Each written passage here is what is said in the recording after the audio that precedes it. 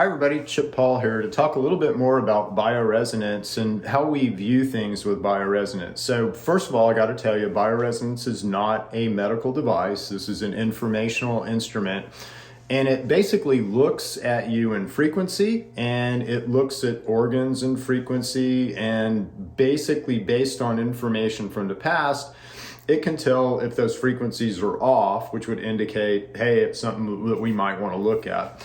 So as we're looking at people in bioresonance, one of the things that we see a lot, and this is how we can kind of see how bad things are, but this is also how we see causation of things, all right? So what we see a lot informationally is like a hookworm and pinworm infection or something like H. pylori.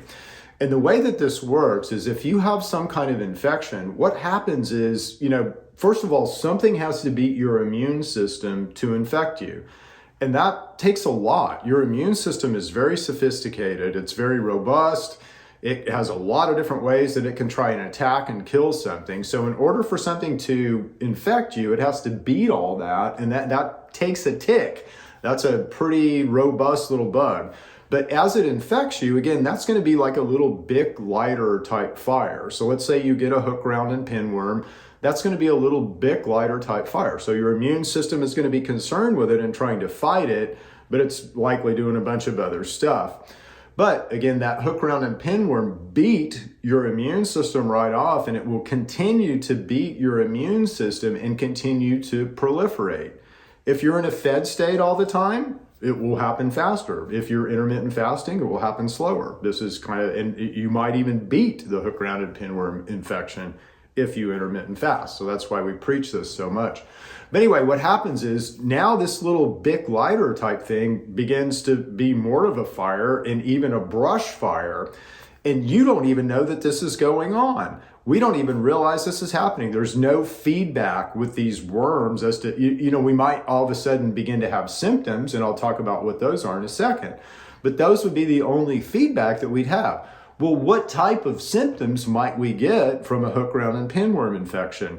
Well, again, the first thing that's going to happen is we're going to become a little bit anemic because they're eating our blood. They're basically competing for our blood. The next thing that's going to happen is that, again, we're going to begin to start showing a little bit of bone loss because we're trying to fight these things with our immune system. And where do all those cells come from? Well, they have to come from stem cells, and those stem cells come from bone. So if we're stepping on the gas, if we've got a brush fire and we're stepping on the gas in our immune system, there's a turnover rate, and if we're sucking more of those cells up than we need to, we're going to have some bone loss. The next thing that begins to happen is in blood. So our blood will begin to thicken because of the infection, because of the immune mediators that we're trying to get to the point of attack, and because of all the dead bodies on the battlefield. So all this has to be basically dealt with in blood and lymph, and but both our blood systems and our lymph systems will begin to thicken. When our blood begins to thicken, guess what happens? Well, now our kidneys become involved because the kidneys have to filter all that thick blood, and they get tired. So they begin to show something called glomerulonephritis, which is a filtering problem. Like, I'm tired of filtering all this junk. Sometimes they'll begin to show kidney infections. They'll begin to show some diabetic markers. And again, it doesn't necessarily mean that you have diabetes, but it means that your kidneys are tired and they're beginning to throw off diabetic markers. The next thing that begins to happen is as you're moving all of that thick blood, well, again, your blood pressure is going to go up right off. But the other thing that happens is you begin to put stress on your heart, and your heart begins to have difficulty moving all that thick blood where it was moving really, really thin blood before. And the last thing to kind of get involved is your liver.